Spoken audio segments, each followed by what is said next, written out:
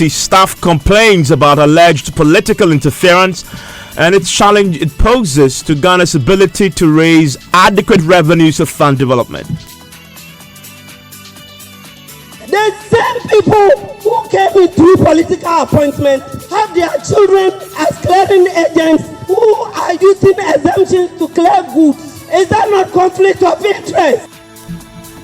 We have details of that coming up. Also, Ghana's AFCON budget and expenditure continues to spark public outrage. Tonight, Minority on Youth and Sports Committee demand a further breakdown on who and what. But Majority Leader has a defense. It's not about winning the cup.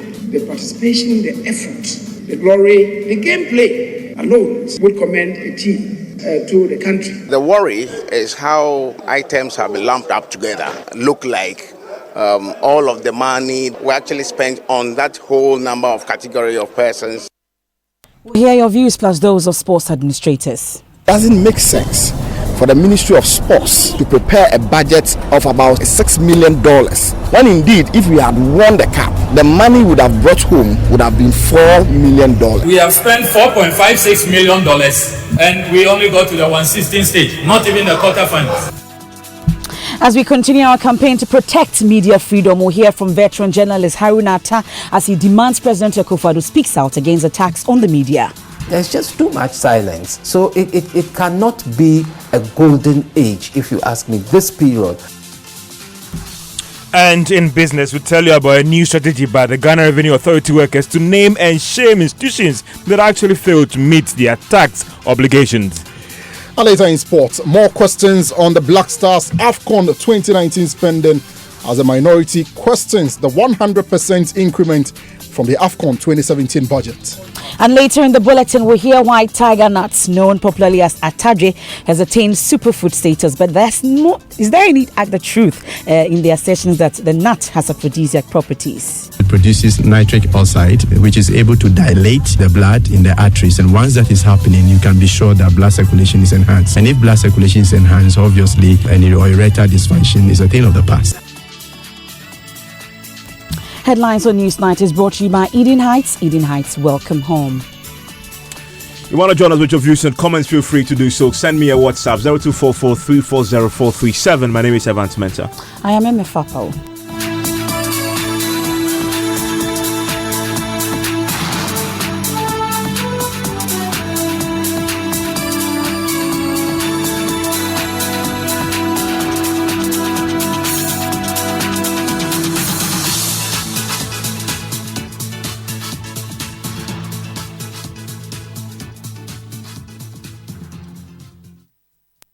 And let's start with the Ghana Revenue Authority. And in the last 24 hours, they've been in the news already, talking quite extensively about challenges that face them at the authority. I'm talking about staff.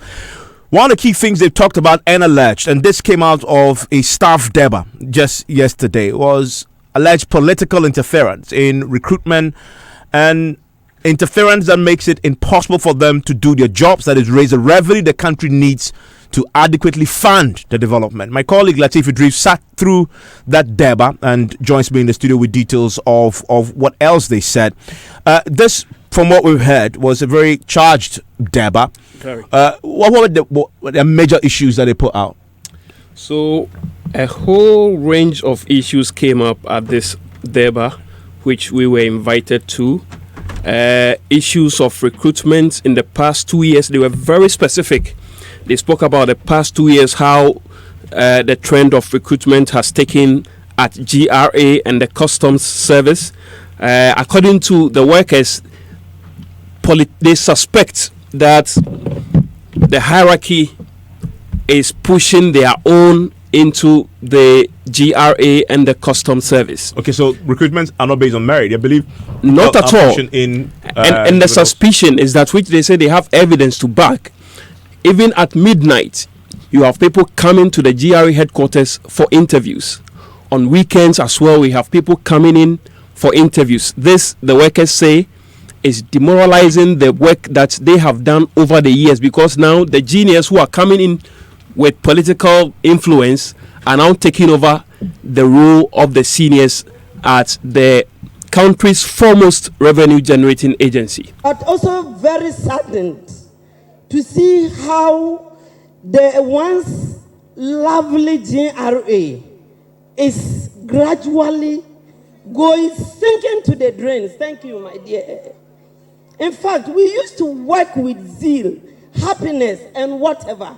But that is not the case.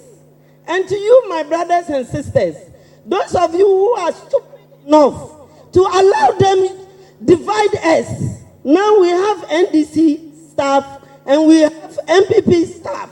Meanwhile, you are going for your salary. It is not written on your pay slip, NDC or MPP. You are TRS staff, isn't it? Let me tell you, they are creating enmity between us. The same people who came in through political appointment have their children as clearing agents who are using exemptions to clear goods. Is that not conflict of interest? Tell me. And as officers, the policies that you brought, I mean, you don't expect me to import things and clear for government to get revenue. You do things without even asking the professionals. What do you think of us? If those of us, at certain times, I wonder whether they have brains. Because if you think that those of us in the system are corrupt, as you always say, meanwhile, we still get the revenue for you to enjoy. Because when bonus comes, yours is higher than ours. If you think that we are corrupt, they are retired officers. If people with brains would have gone to the retired officers to find out these are the policies we want to roll. Will it be okay? And you get at least some advice from them to be able to get your revenue. So if you come in with your own policies and you don't get revenue, must I to be blamed or all other officers? I bet you, anybody who mistakenly step on my foot, I swear, go. Thank you. A very upset member of the GRA staff there, and you heard him mention that now they appear that there is MPP NDC staff within the GRA. Her other colleagues still stayed on the issue with recruitment, as Lateef has talked about, giving us additional, details, alleged details about how these recruitments that they claim are happening and being pushed through by the management or political players. Midnight weekends in this house. Why must that be possible? People are being interviewed weekends in the night. People report to offices already having letters without having gone through the process. What is our HR policy on recruitment? How many days must you advertise? If how we are recruiting now is what is going to happen, then some of us would never have had the opportunity of working in this organization. And as such, I think it is time we let management know that this clandestine way of employing new people and putting people in certain positions is not something that we should accept. We will have people who will say in the CBA that before you pick external people, you must advertise internally. And we have people being employed for certain positions. Meanwhile, we've not had internal advertisement. And this must stop. So these are the concerns that came up, and just a few of the issues that really, the workers had to complain about. Lateef, the real reason why this is an issue is because Ghana Revenue Authority is a foremost agency responsible for collecting revenue we need to develop. So I'm wondering, did you have any conversation with these workers how all the concerns they have is affecting their ability to raise the revenue we need? Yes, Evans. And they made that point loud and clear that due to the new policies being introduced by government and the allegation of interference, now custom examination at the port has reduced by 90%. So now they only have 10% when it comes to examining the goods that are brought to the port for onward transmission to the public. We left after 3 years, so I stated that I want to get closer to my family and also take the chance to prepare towards my retirement. You say no. So my brother, what do I do? As you see our soldiers, there is some things on it. We respect them a lot because before you get it, you must earn it. It's not, and therefore, So when people rise to certain level and you are transferring them, you must take into cognizance their ranks. You don't just transfer them haphazardly like that. In what I saw, the recent one, I saw DC is being taken to the Custom Academy, and the one in charge of training is an AC. And you expect deputy commissioner to report to an AC. By paramilitary, it doesn't work. If you think you don't have a place for the person, pay the person and retire him, let him go and rest. Now, some of these things, we have to take it serious. Because some of them have been taken to, those seasoned custom officers have been taken to Ministry of Finance. I don't know how they are doing finance there. Some of them, they just give them small table at a corner and a newspaper to read on daily basis. It's not the best. If we do that, we those behind, we are demoralized. Because you don't know when you get there, what will happen to you. The second one is in respect of preventive duties. You know, we have preventive duties.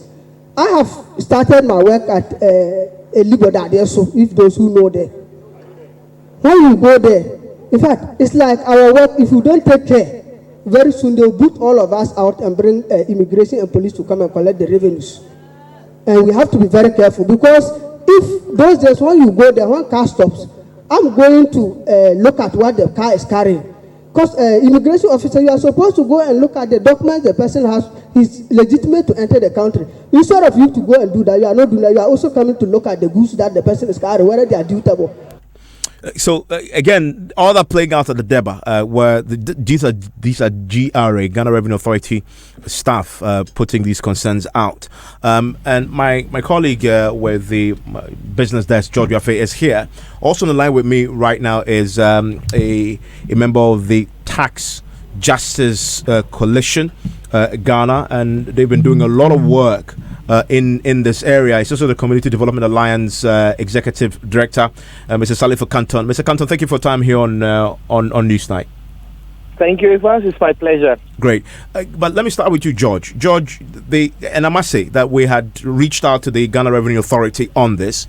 The position from there is that it's not something they want to talk to publicly now, because it's staff DEBA, and so it's an internal issue that they'll be dealing with. If that position changes and we get a response from the GRA to the issues that the staff had put out, we'll bring that to you. But George, the reason why this has become an issue, and the last clip you played, the staff members talking about the concerns affecting the ability to raise revenue. Our biggest challenge the economy is facing arguably right now is inability to raise adequate revenues to meet expenditure, correct? Against what you've targeted. And if you go through the 2019 budget, government is saying that for this fiscal year, from January to December, they should be able to raise some 59 billion Ghana cedis in terms of the total revenue that we're looking at as a country. If you want to look at the fact that for both revenue and grants, we should look at somewhere around 58 billion Ghana cedis. For domestic revenue, that is what we should be looking at. You're looking at somewhere around 57.7 billion Ghana cedis. Now, the non-tax revenue is bringing in, or should bring in, about 9.5 billion Ghana cedis. Now, based on data that the Bank of Ghana has given to us for the first 5 months of this year, government was hoping to realize some 21.5 billion Ghana cedis. So far, what we have realized, Evans, it's somewhere 18.5 billion Ghana cedis. That's about 3 billion Ghana cedis shortfall in terms of what they were hoping to realize for this year. Now, if you want to hold everything constant, all of that things being hoping that nothing will change, then it looks like you'll be doing somewhere around 37 billion Ghana cedis. That is far below this target, about 58 billion Ghana cedis. So there's a problem there. Some would say that, listen, last quarter of the year, things pick up. So there's a likelihood that government will meet its target by the end of the year.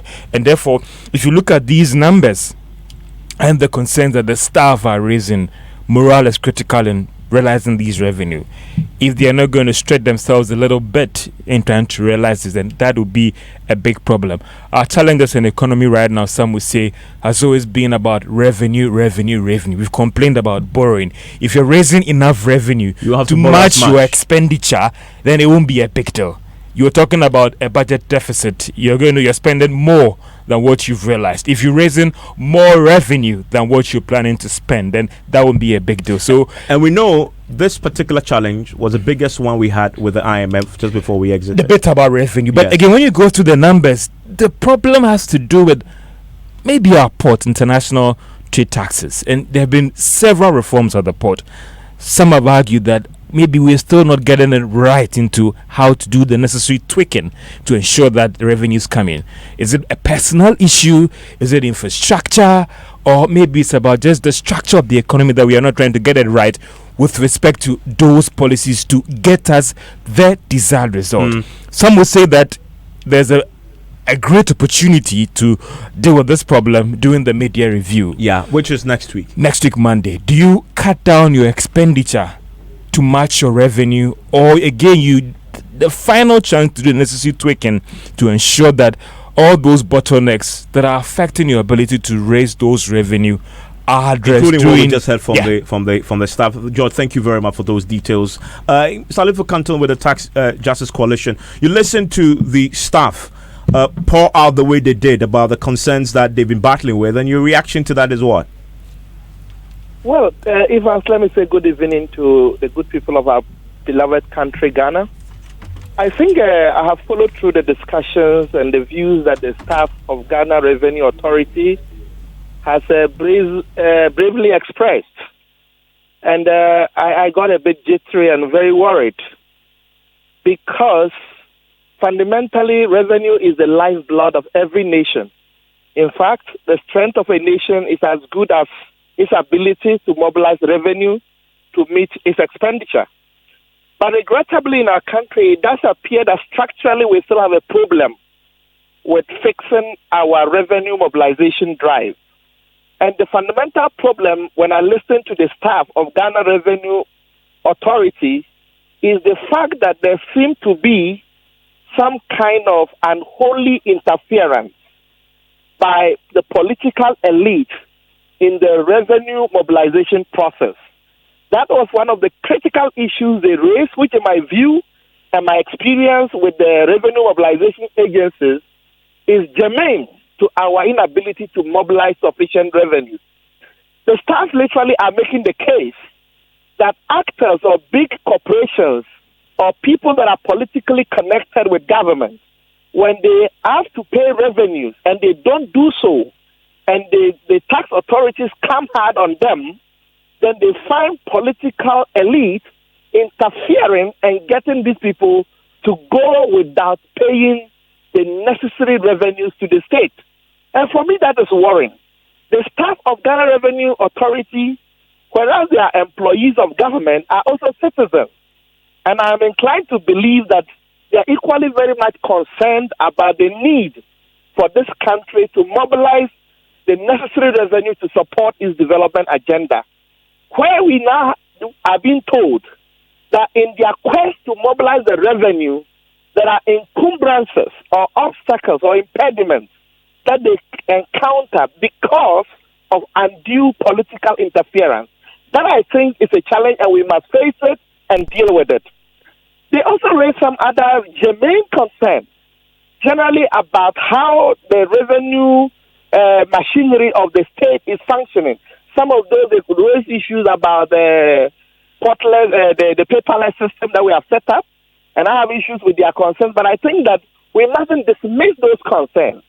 I believe technology is supposed to improve the efficiency of a system, but they are the people who are implementing the technology. So I think what we must do is to accommodate their views, listen to the concerns they have, and factor that into the new technology we have introduced. So that, because one of the fundamental principles of taxation is flexibility of the tax system.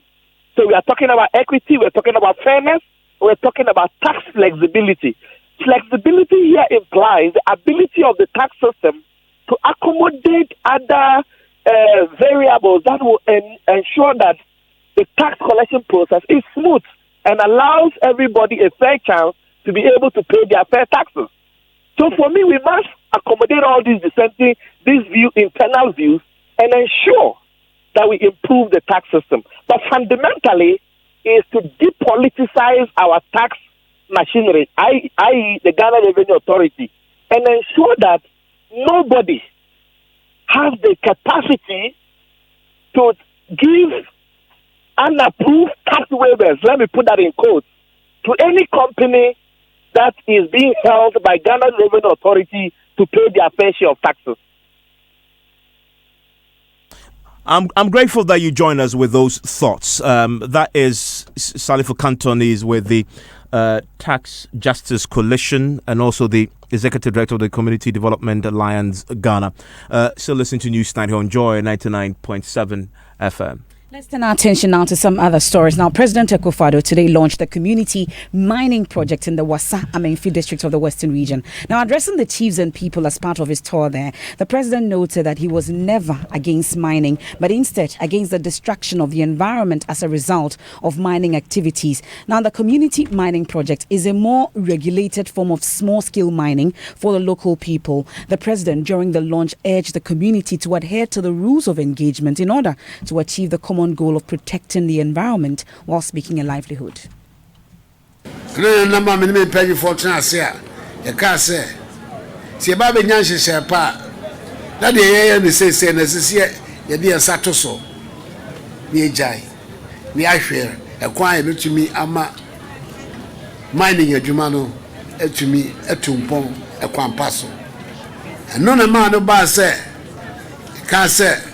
Small scale mining. Yempre mobia enye bio. Ze eba ne sa no. Branche bebre. Anshada anya wonde. Even kura na me didi macha me kam wase. If you be one wa, ya maye. Na chese 2020 ne de. Eba be ye de yama. Na de me de pa ne se ne. Chese tete you are from Pomboate and our ministers, the World Interministerial Committee on Mining, you know. They want to drink a carbomwa and ne side Jumakesi Ababi Pure Ghana community mining, you know. I babe mining, ya babe no kwampaso and mrakwaso, and babe say a japade. So you heard there President Akufo-Addo earlier, inaugurating that regulated form of small-scale mining for the local people, and he's urging them that they would adhere to the rules of engagement in order to achieve the common goal of protecting the environment. Well, the chairman of the Interministerial Committee on Illegal Mining, Professor Frimpong Boateng, also gave an update of the work done so far and how the community mining project will improve the lives of the people. Now, from the Western region, the president went to the Central region with his team, and my colleague Richard Kojonyako was there with him. Well, the president has since moved there, and a while ago he promised to make the School of Languages at Ejumako a fully fledged university. The university will be called the University Language and Culture. The president, or the promise, was in response to a request by the Omanhene of the area. Any the University of Languages and Culture. It's an excellent idea, and we have to work on it to make it happen here in our time here in Ghana. It's in this to me upscale Ghana School of Languages into a full-fledged university. So especially to add the concept of culture. University of Language and Culture. So that's the president again talking about the upgrading the Ministry of Languages into a full-fledged university in that part of the country. Joining me on the telephone line right now is our correspondent who has been traveling with the president, Kojonyako. Kojonyako, thank you for your time here on NEWSNITE. You were with the president. We just had him talk about the upgrading of the School of Languages. I'm wondering how people reacted to that. Well, I received a lot of cheers because the chief indicated that it was a decision that was taken by all the chiefs in that paramountcy. So, Ejumako, Enyan, Esiam constituency, they all met and they decided that that would be good for them. And so that is why that request was placed before the president. That was not the only request. There was also a request about a hospital because they have to struggle in order to access healthcare. And so they were demanding that the president would establish out of the polyclinics around. Also, they also demanded that because the president has rekindled the spirit of agric in a lot of people, if you look at the one district, one factory, and the planting for food and jobs, it would be worthwhile for the president to establish a college of agric in that particular place where the young people in Ghana would come there and study and make good the agric industrialization policy of the government. Kojo, thank you very much. Reporter there traveling with the president. If you listen to us, send me WhatsApp 0244340437. Well, some senior journalists and editors have joined the campaign to defend media freedom in Ghana as part of our campaign to bring awareness to the issue. We'll hear from some of them shortly. But first, our lead campaigners for today, veteran journalist Haruna Attah, warned President Akufo-Addo to speak out against recent spate-up attacks against the media. The former ambassador to Namibia says the record of the MPP government rivals dark days of former President Rawlings. He spoke to Raymond Akwa. President Mills didn't live long enough for us to have seen how things would have gone.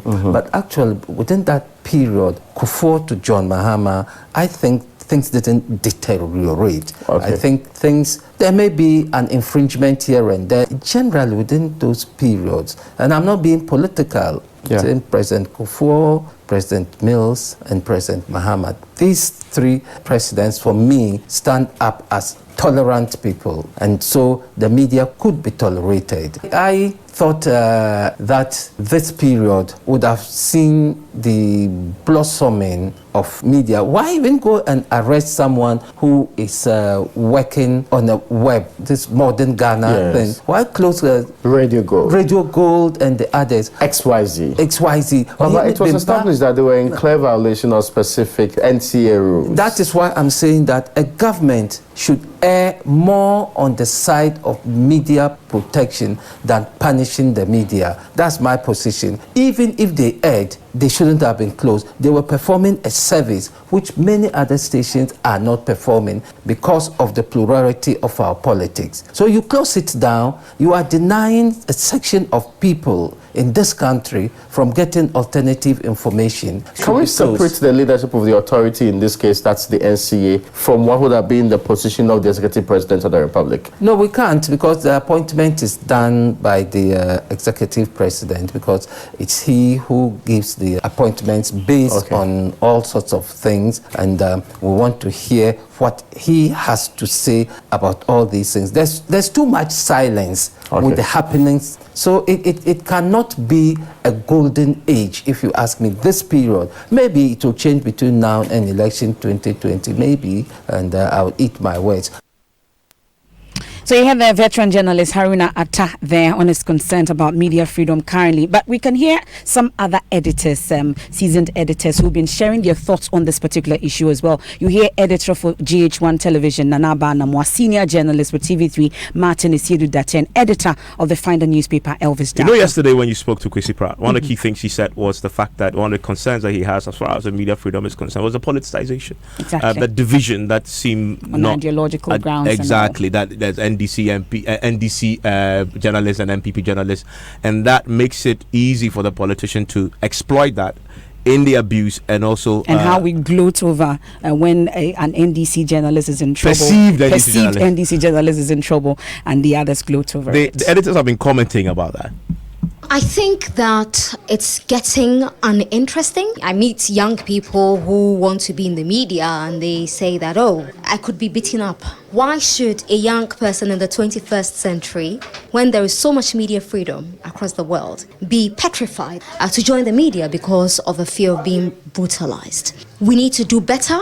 I think media houses should come together, because what I see right now is one media house doing this campaign, another media house doing that campaign, and when another media house thinks that it is time to wage the flag on media freedom, because another station has started, they think, oh, that is theirs, let's leave it. It breaks our front. And so the media must come together as one. If a reporter at Joy FM is brutalized, every journalist in this country must be concerned. You don't get excited or keep quiet because it is Joy FM and not your station. We are not in a very safe period at the moment as journalists, because you go out and even when you are wearing a tag, when you are really identified, you are still getting brutalized or verbally assaulted by people, and I think it is unhealthy. Most often it is the party in power that is seen to be the one being criticized, and by so doing a lot of people make it look as if, oh, they are criticizing us because we are in government, which is actually not the case. It would come across as if we are overly critiquing them, but that is what the job of the journalist is. We ask the critical questions, the probing questions. TV3, Joy FM, City FM, they deliberately put their eye on a certain ball to get to the meat of the matter. But by doing so, you are going to be very critical. So you will be painted. Attacks on journalists should be condemned in no uncertain terms. So, for instance, if a story is done, the person is being attacked, there should be a collective, a unified front to condemn that attack. One other way we can deal with these kinds of attacks on journalists is when the various media houses can come together. You see, when people talk about independent, ask them, what really do you mean by independent? We are talking about public interest journalism. The question is who should pay for it? Because if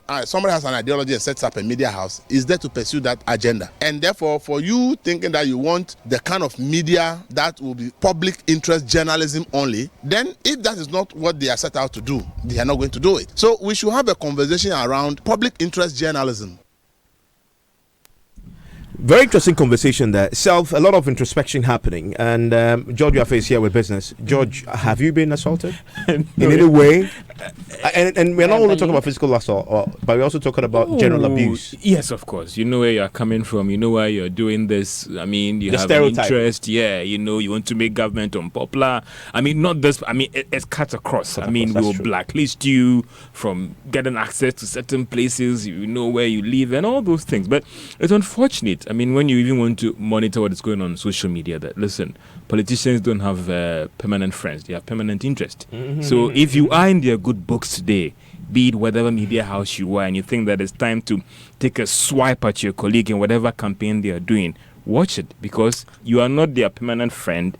They look out for permanent interest. MFI is one of those. I'm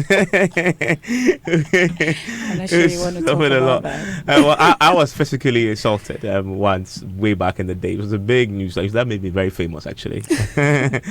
Well, George, what do you have in the headlines for business? Don't forget the hashtag Defend Media Freedom. On Twitter as well. We'll return. NDC sifts aspirants vying for various parliamentary seats across the country. We are live to our reporters as the chaff is separated from the wheat. We'll tell you what is happening. Hashtag Defend Media Freedom. And we're also living up to the responsibility of being a responsible media group of person. professionals. If we make wrong, we come out to apologize. Right? Yes. And you're talking about the GRA. Well, the workers are saying that they would actually go out, name and shame institutions that fail to pay or honor their tax obligations, as they also move to deal with the revenue mobilization challenges. And World Bank doubts the country's 200 billion Ghana cedi debts are sustainable, as it warns the situation could get out of hand. The business news on NEWSNITE is brought to you by MTN Business. Welcome to the new world of business. Kingdom Books and Stationery, your number one stop shop for all your office essentials. And First National Bank, we are the bank that understands your business. First National Bank, how can we help you? Promo way there, I had there. Sabi gusu yusu mi mumu no. If you say MTN Echima Chedia no, Edia 2 turbo. Brand new Samsung 65-inch UHD Smart TV. Na brand new 2019 Hyundai. And I feel 3,000 Ghana there. You should say mono. MTN Momo. Still Misaka. The journey of 1,000 smiles. Yashasya 10 years ago. And to celebrate this milestone, MTN give you away exciting prizes in the MTN Momo Attend promo. Yeah, you use Momo no. You could win one of the 2019 Hyundai i10 cars. Yasama or Samsung Smart TVs for baby. And they up to 3,000 cedis e-cash every month. And a grand prize, 2019 Hyundai Santa Fe in the MTN Momo Attend promo. Into signing on and they keep using your MTN Momo. Now when you big, if it's Abri, I could see August only on Ghana's best network. Dial *120#. Now check your points. Terms and conditions apply. Just Momo it. We're there for you everywhere you go.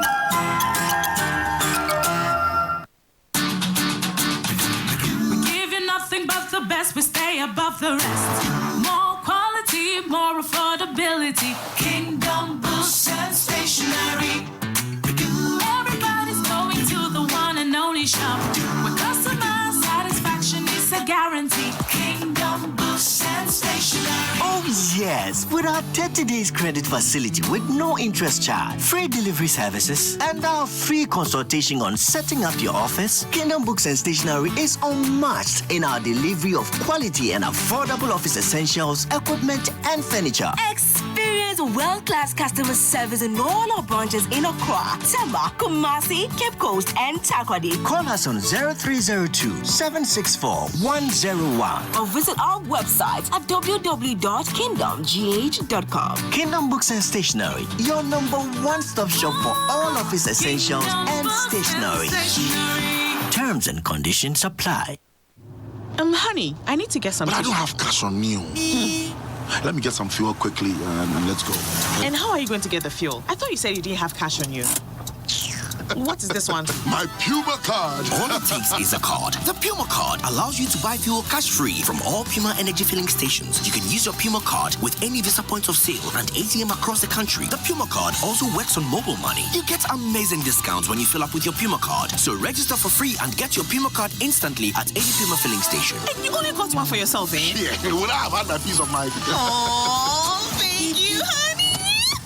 And where are you going? I'm getting something from the shop real quick. I need to test the card. Puma card. Cash-free convenience.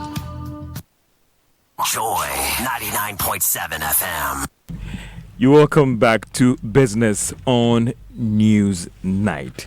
Now, the World Bank is challenging assertions that the country's debt levels are sustainable. Now, this was in response to the governor of the Bank of Ghana's argument that debts are manageable. However, they should be concerned about externalities or issues about growth. That is, if the country doesn't grow that much or whether there are issues with the Ghana cedi.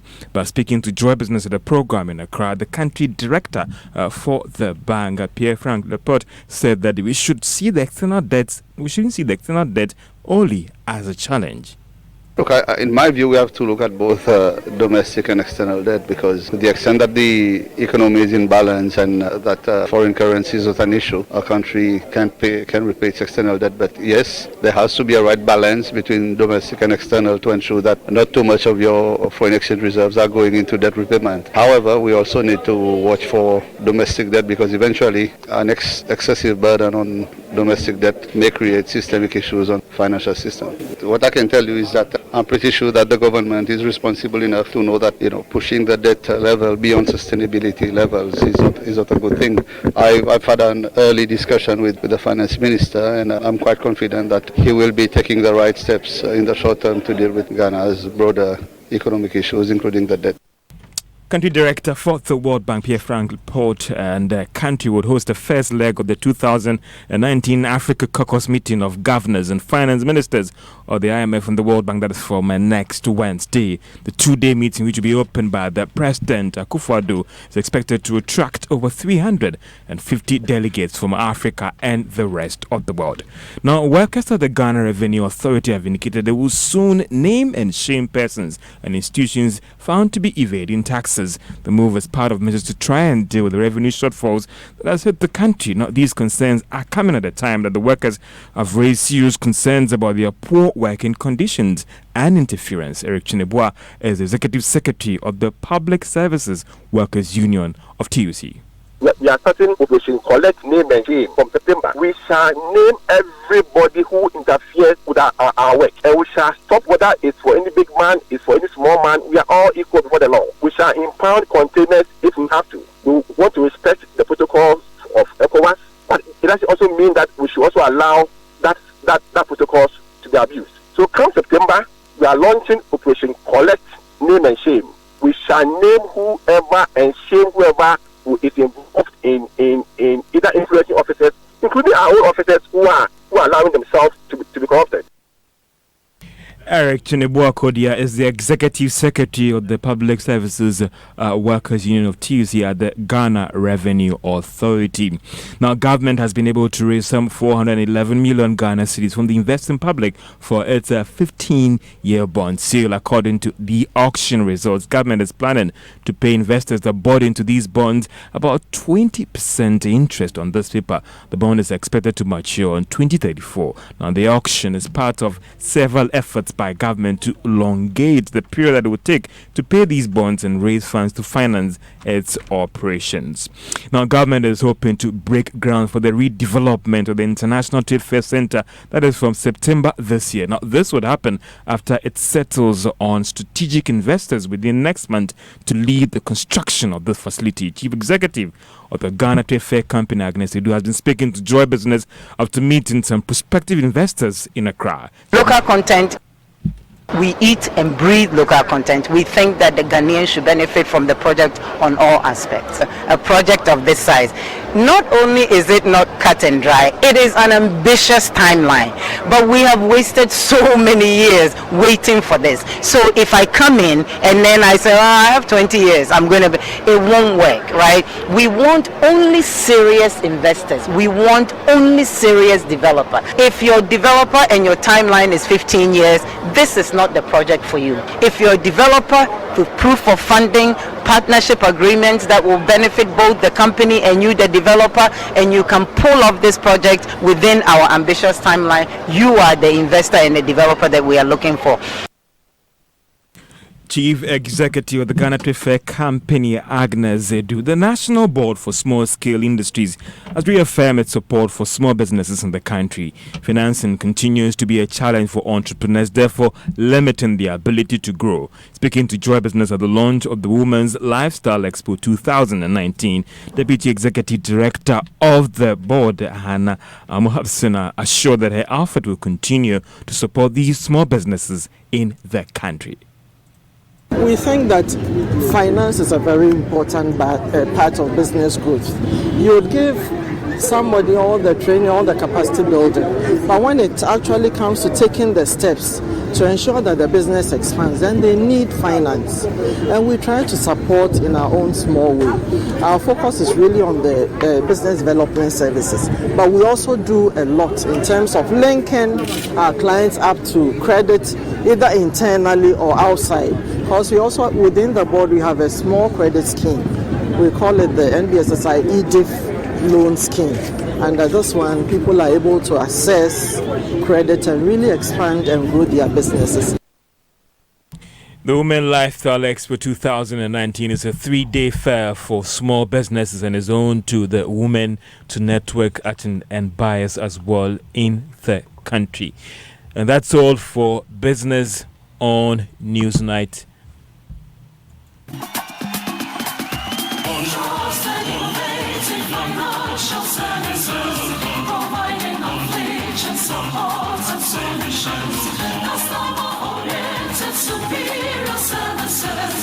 Success of our show. Trusted, innovative financial services, providing inflation support and solutions. Customer-oriented, superior services. The success of our show. 10 good years of loyalty, service with integrity, protective of our Ghanaian brand. 10 years of loyalty. Your success of our show. Oh yeah. Your success of our show. Your success, our passion. Get 100% bonus when you top up airtime with Vodafone Cash. Dial *110# to top up now. If you know, you know. The future is exciting. Ready? Thank you, folks. On my A list today, show some love for Contractor EB. So, Contractor, what do you think about the country's changing skyline? Oh, send them down there, Shurima. Across skyline, they change you, papa. Wow. Contractor, don't you get worried when you hear of buildings collapsing? I'm not for an answer on Tassam. It is the likability of using low quality product. Please explain why. Yeah, cement is no quality on your gasem. Village of Fefu.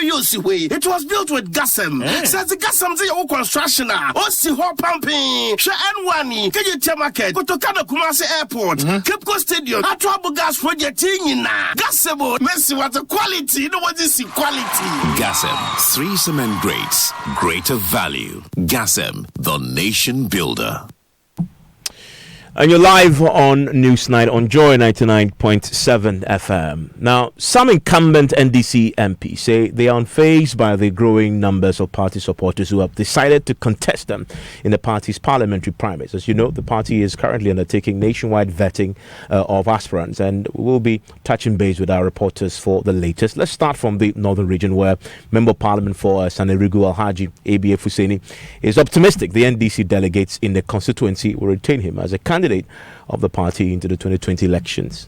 I have no doubt in my mind that the good people, the Burkina people of the Sanaru conference, in the vote that they will manifest on the 24th of August, will send a clear and unmistakable signal, not only to members of our party, but to the New Patriotic Party. I'm saying that the people in the constituency are me.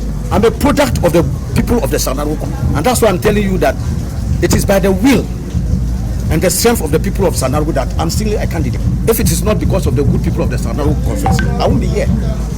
And they are forever solidly behind me. And I have no iota of doubt in my mind that it will be an overwhelming mandate. But I am not, if you ask me, to be honest with you, I'm not concerned unduly about the internal contest. If you are already sitting on a horseback, you don't fear the heat on the ground. So by the grace of Allah, I'm already on the horseback. That's ABF Husseini there doing what he does best, throwing in a few idiomatic expressions. Let's speak to Hashmin Mohammed in the northern region, shall we? Because he joins us on the telephone line. He's been following this. Hashmin, it's been, but we understand this is possibly traveling going into the night? Yes, we are into the 14th constituency so far, and my understanding is that if they are unable to continue, they will reschedule the remaining 4 constituencies to tomorrow for the vetting to continue. So far, it has been generally peaceful, and earlier on, the General Secretary of the party made aspirants to know that they were not in the panel to look into petitions, and for that matter, if any aspirant who think that they are going to disqualify anyone to pave the way for him must have a look at the process all over again. And so far, it has been very peaceful here at the Global Dream. Some of the incumbent members of parliament have gone through the process already. One of them is Ras Mubarak. You've been speaking to a few of them. What have they been telling you? Well, for him, he is also saying that he is unfazed by the challenge of Dr. Hamza, who is a lecturer at the University for Development Studies. According to him, he knows the delegates of the Kumbo constituency are going to reaffirm him as the as the NDC candidate for that particular constituency. I'm here to go through the process. We are filled with a lot of optimism that it's going to be smooth sailing. It's going to be easy sailing. This is not the first time we are undertaking an exercise like this. The internal process appears to be keen, because the information we are picking is that we are going to have a contest against one of the lecturers at the University for Development Studies. And if we are going to judge by the politics in the social media, he appears to be gaining grounds there. Social media should not be the barometer upon which to judge the popularity, the competencies, the experience, the goodwill of any candidate. And this one, I can assure you, I don't know how old you are, my brother, but you probably are old enough to witness the match between Azuma Nelson and Jeff Finich at his own backyard. Old enough to have seen what the great legend Azuma Nelson did to Jeff Finich. So this would be a dress rehearsal of what had happened in Australia when Azuma faced Jeff Finich. We are not complacent, but we have absolutely no doubt in mind that we're going to beat whoever is up against us convincingly. Okay, Hashmin has been reporting there for us in the northern region. MFR, let's go to your home region. The Volta region, because there's a very interesting approach they are adopting there. We are told that the aspirants are being asked to sign a bond. It's for a reason. But let's go on the phone line and speak to Mauli Yevu Agbi. Those who have gone through, we are told they have to sign something, an undertaking of a sort to ensure that they will not go independent. Mauli Yevu Agbi, you've been speaking to the regional secretary on this particular issue. What reasons has he been giving as to why they have to adopt this approach? Well, according to the Regional Secretary James Gunu, the primaries here, because of the dynamics, the political dynamics of our region, is very critical. And a lot of candidates, a lot of the time, when they do not succeed through the vetting and to the primaries to file on the ticket of the NDC, then they go independent. And that sometimes affects the fortunes of the party. And they are trying every means possible to prevent that happening in the 2020 election.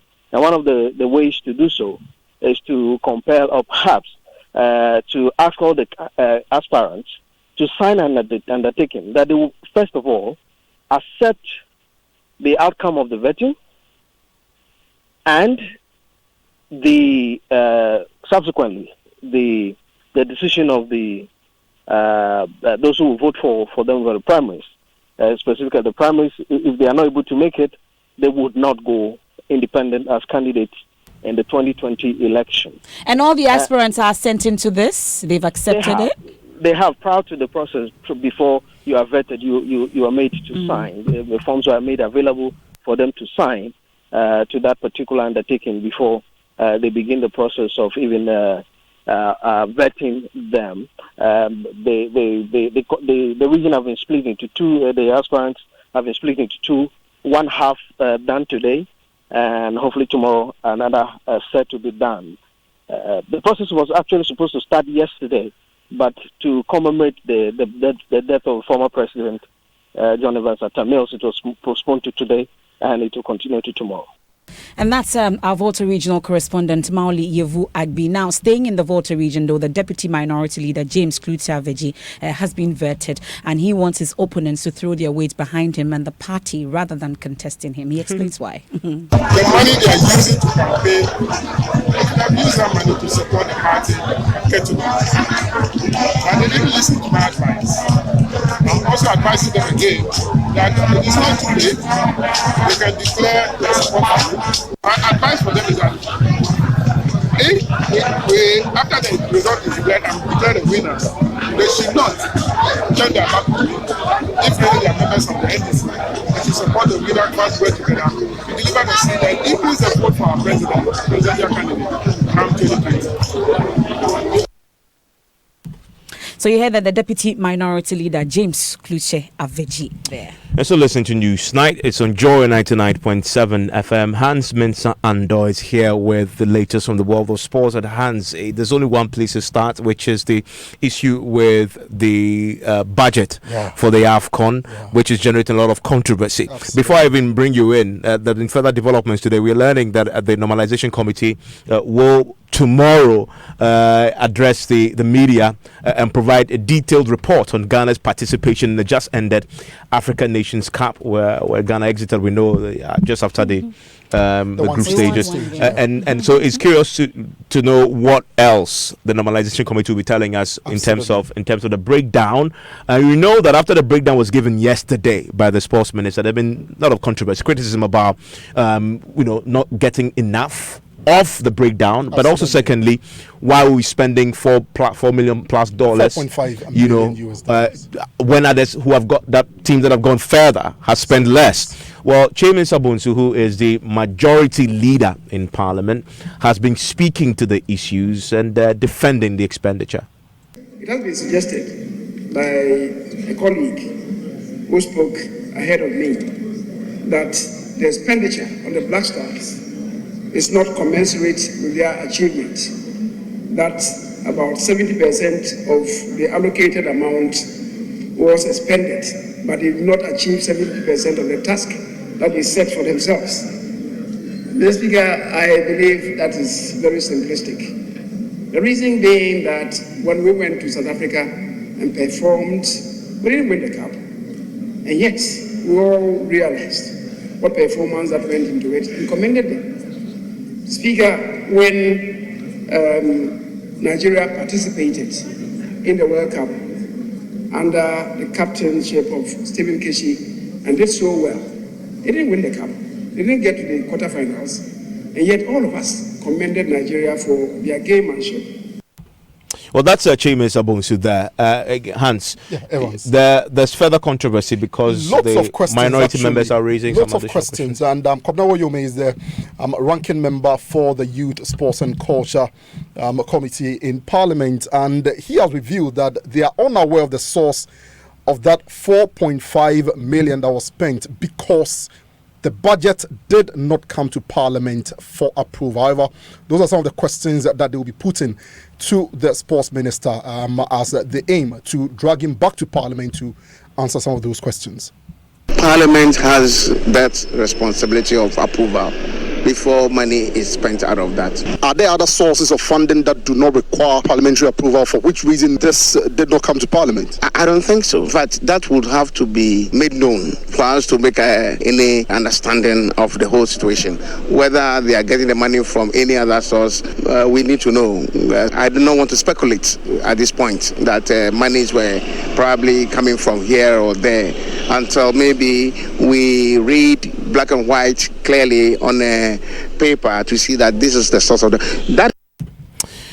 Okay, so that's Mr. Woyomede. Yes, Mr. Woyomede speaking on the source of the money that was spent at AFCON 2019. There's also the question about what happened to the coach. We haven't, the sports minister didn't touch on it. Yeah. But Chimes Abonsu says we need a decision on that.